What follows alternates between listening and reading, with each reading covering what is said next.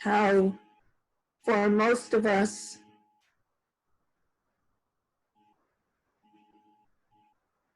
we're the stars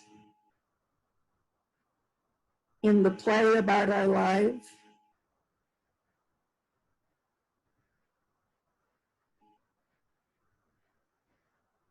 And if we're lucky, we develop the empathy and compassion to realize that the other people and animals around us aren't just props in our story, that they have their own stories too. I was thinking about, I'm sure I've talked about this before, but at the 1989 3-month retreat that I did, I had an experience of deep concentration, very deep concentration that lasted for a while. And I was able to see each thought as it arose.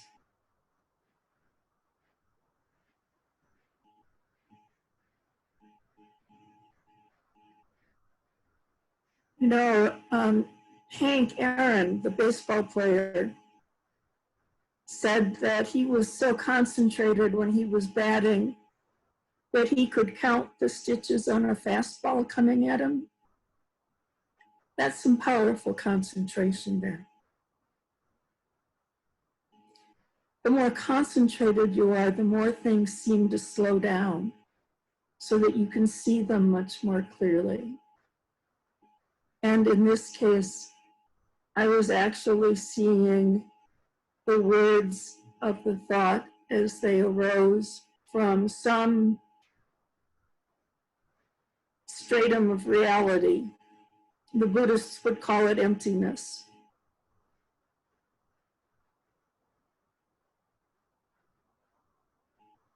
And I realized everything that happened, like I'd take a breath, and then a thought would arise about it in the form of a story, a narrative about what had just happened. And as I watched, I realized that the narrative was always distorted to make me look better. And at first I thought that was funny, but then I found out I couldn't make it stop. And I think that that is universal, that the gift of language comes with the dark side of this distortion to make us the most important, the best, whatever.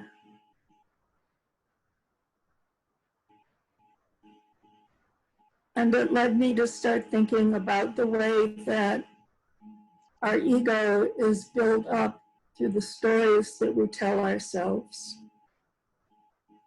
the stories that our mind generates. That there is a difference between, in this moment, anger is arising, and I'm an angry person, or I'm the kind of person who's angry. There's an immense difference between them, and the whole difference comes in the stories that we tell ourselves and the way those stories solidify and build up a false sense of self around us. That the stories solidify and form armor around our heart.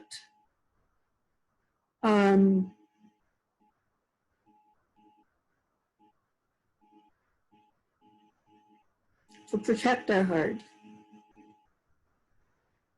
But the problem is that that armor also keeps us from growing, because it constricts the space available for the heart to expand into. So paying attention to the stories that your mind is telling is very helpful.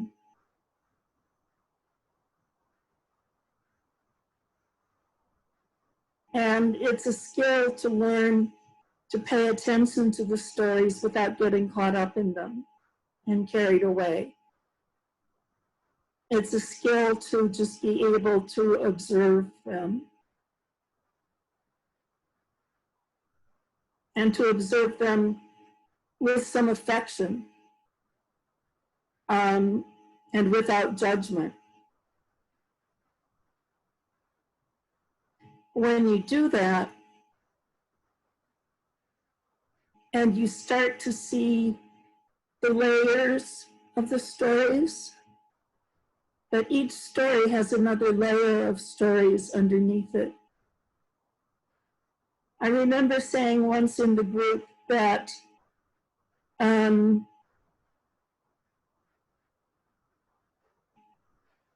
we're constantly telling ourselves stories.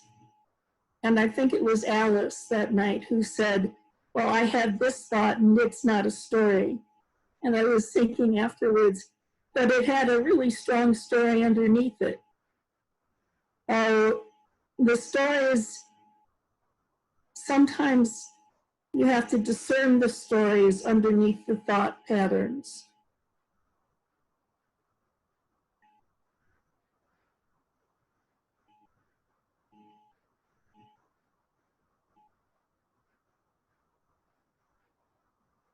When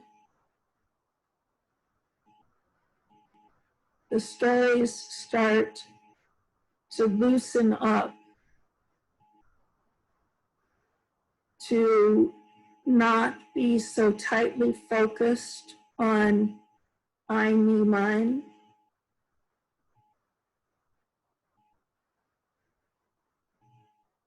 it's a wonderful time of growth and change.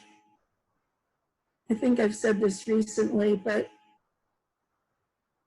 when you have a high proportion of your thoughts that are devoted to the self, that's a risk factor for heart attack. That's even a stronger predictor than high blood pressure or cholesterol.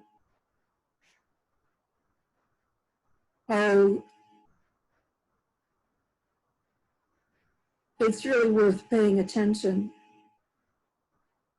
Just take a sitting and notice your thoughts and notice how many of them have the word I or me or mine in them.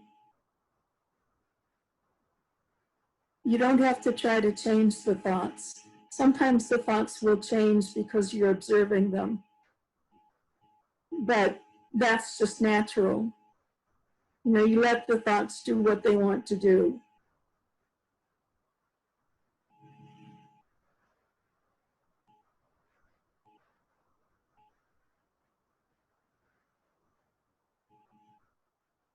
So those solidified stories that make up the ego are often about our attachment to craving, to aversion, or to delusion.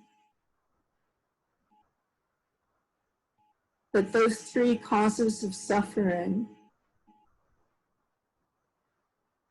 feed the stories that we tell ourselves.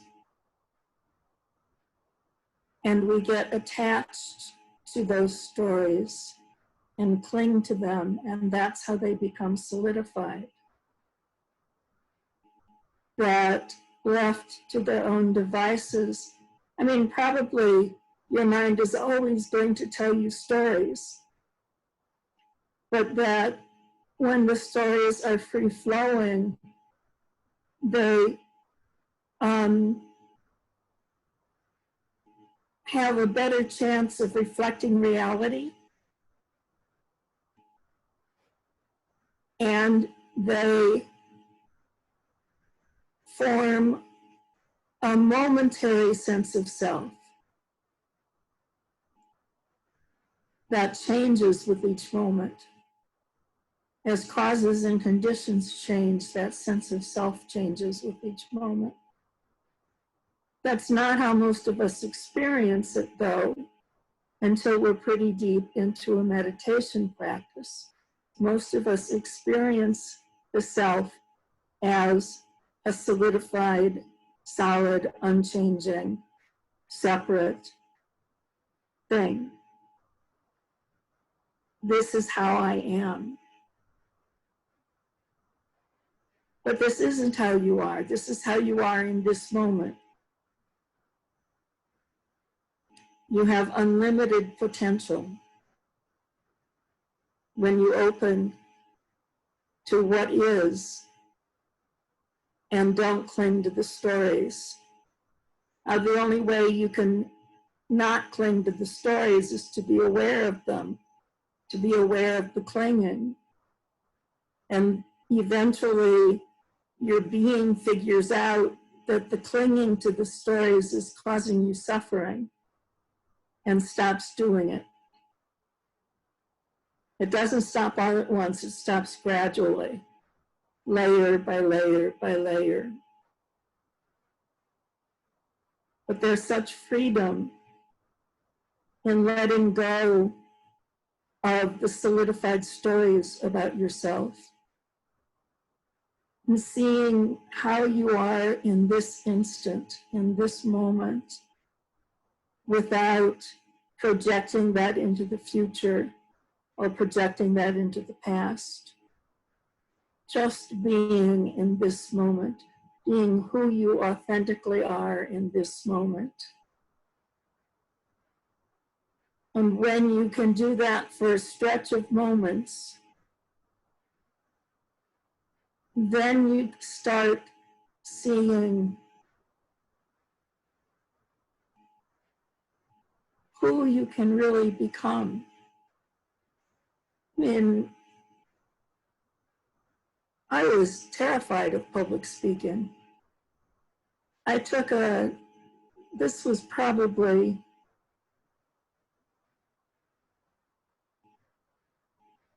(1980 or 1981). I took a seminar at IBM about how to give effective presentations. And we had to do a 5-minute presentation that was videotaped. And the night before, I had a nightmare that I was in a meeting with all men, IBM men in their 3-piece blue suits. I was the only woman in the meeting, which actually happened to be a lot, but I was naked. And I was trying to convince them that that really was irrelevant and they should ignore the fact that I was naked. And then I woke up with my heart pounding and I realized I was feeling pretty pressured about doing this video of public speaking the next day. But I did it. And my knees were literally knocking together, but I wore a skirt that was long enough it covered my knees so you couldn't see them knocking together. And I did fine in the video. But that's how afraid I was of public speaking. And now I do it all the time. Now I do sermons, I do presentations for NAMI Chicago, the National Alliance on Mental Illness. I lead this group. That's something I could not have envisioned 30 years ago. It was beyond my wildest dreams that I would ever get comfortable letting that much of myself show. And when I started doing public speaking, it was in the context of IBM, where I didn't feel safe letting very much of myself show. So there was always an internal struggle about how much to try to fit some stereotype of a corporate woman and how much to let my real self show. And mostly I stuck with the stereotype. But what I've found over the years is that the more I let myself show, the better I do at public speaking. And the trust in myself to be able to let that much of myself show comes from the meditation practice. When I started meditation, I didn't know who I was. I had no idea who I was. I had no idea what I felt. I had no idea what I preferred. I was a blank canvas as far as I could tell. But the longer you stick to meditation, the more you come to know about yourself. And the more you start to see the distortions that are built into the stories you've always carried about yourself. And some of those distortions come from the people around us. Our parents are not necessarily the best observers of children.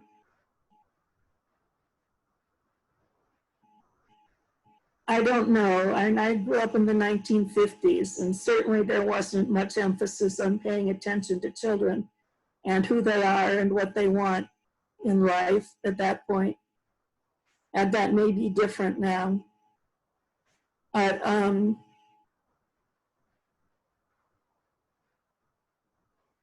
our story of ourselves, which is our ego, is built up of the stories we've been told about ourselves, the stories we've been told about how we ought to be, so that we're suppressing some parts of ourselves to match this mold that we're told we should be. They're made up of our own observations, which are often distorted by our emotions. So there's a lot of distortion built up into the stories that solidify and form our ego. And basically our ego is the story of our life, the story of who we think we are.